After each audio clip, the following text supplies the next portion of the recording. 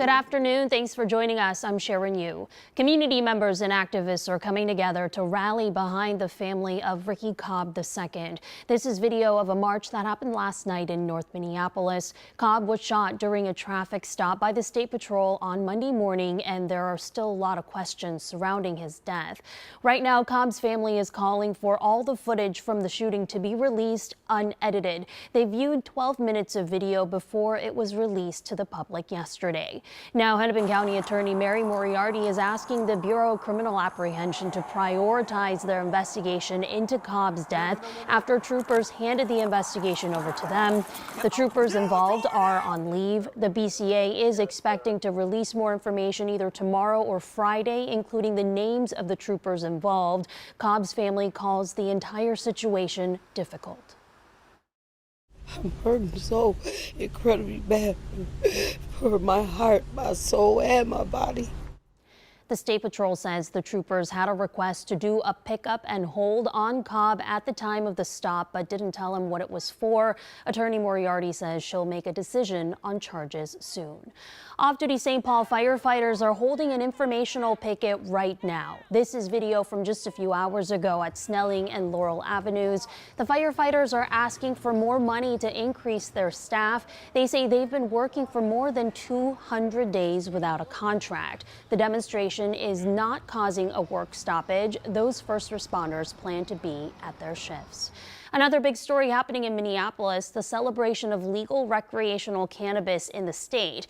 Get a look at these large crowds along First Avenue on Tuesday. It's basically like a block party. You can see outside on the street there are tents and vendors set up while hundreds of people are walking around. Inside the venue there were a number of artists and musicians performing, including an appearance by U.S. Representative Ilhan Omar. And if your business sells hemp-derived products, the new law says you must now register with the state. That includes places like breweries that make THC beverages. The registration website is now up, and business owners have until October 1st to comply. We're heading back to the 90s for temperatures this week, but it won't last long as the excessive heat warnings that we had last week. Here's Ben to share how long it will last. Summertime heat and humidity will be with us for the next couple of days, though nothing we haven't already seen at least a dozen times this year. Looking at temperatures by this afternoon, peaking right around 90 degrees. Heat index values low to mid 90s, not as oppressive as what we saw last week when we saw triple-digit heat index values, but still pretty warm by summer standards. This is tomorrow's forecast, and you can see a mixture of clouds and sunshine. Little, if any, chance for rain as we head into tomorrow, as well as temperatures staying in the lower 90s. And it looks like the humidity will start to break as we head into Thursday afternoon as well.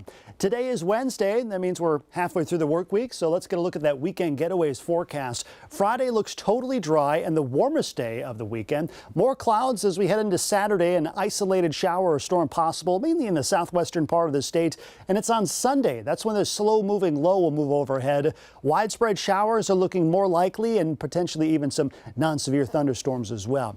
Here's a look at that 7-day forecast. We're near 90 for one more day tomorrow before we start to see more seasonal temperatures as we head into the weekend. Other than the chance for rain as we head into the weekend, not looking like a great chance for any severe weather, and temperatures stay just shy of seasonal norms heading into next week.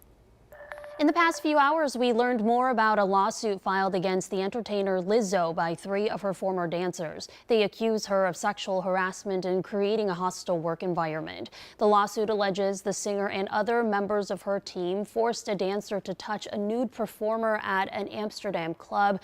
There are also allegations of racial and religious harassment. And new today, we're hearing from one of the former dancers who says Lizzo drew attention to her weight gain. I do think Lizzo does believe that she is, doing good. And I believe that a lot of people are taking good from what she's doing, but in close quarters with her on a daily basis, it tends to be very intense and very unforgiving.